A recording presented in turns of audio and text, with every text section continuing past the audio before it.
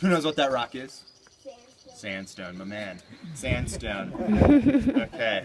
And you notice that it's cool and a little bit damp. This is key. Sandstone is a porous rock, okay? So as it's snowing and raining on the tops of the mesa, that water starts to filter into the rock. It starts to percolate down, until it gets to the level we are at right here. And then this water on its way down encounters another substance. Who knows what that is?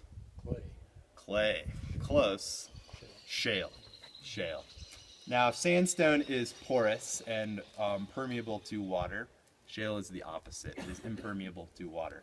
So this water is percolating down. It takes about 7 years for that water to get the 120 feet down to the level we are at here, where it encounters that level of shale. And it starts to make a look around for its exit.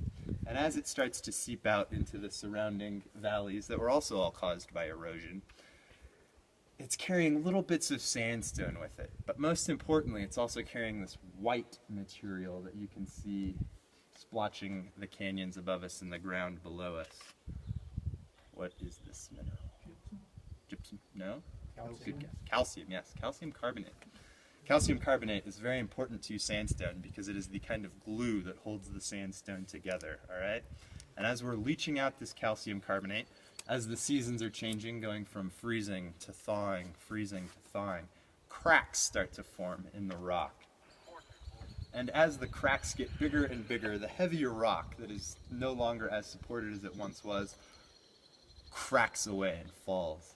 You can actually notice part of this canyon's erosion right here in this area in front of us. That giant boulder that the ancestral Puebloans built below and above was once connected to the alcove. That's kind of how we get here. It's also a key fact because the water is coming out from here as well.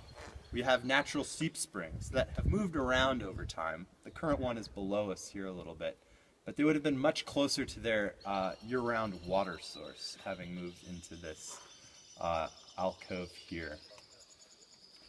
All right. Anybody got any questions so far? Do you know what kind of birds those are? We have some ravens, some crows, and some swallows that fly up into that crack. Do you see him go in that crack, Colleen? Yeah. Yeah. I saw another one. It's a very active bird community we have around here. And those are timbers sticking out right here? Correct. Original timbers. Okay. The wood we see behind us here, mainly pinyon pine and juniper. Fantastic resource for the people. Pine nuts, juniper berries, the bark, the lumber, everything would have been used in building their houses, cooking their food, staying warm in the winter time.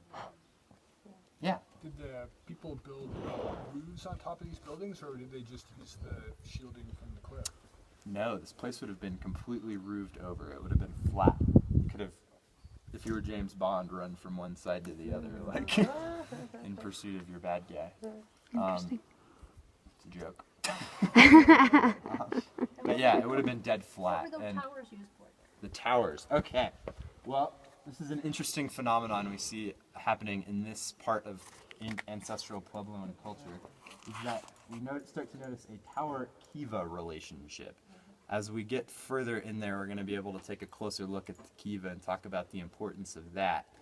But here in Mesa Verde, especially at Cliff Palace, we start to notice a very obvious tower-kiva relationship. What I can say about that is we really don't know what the significance of that is. Just the observation that it has happened.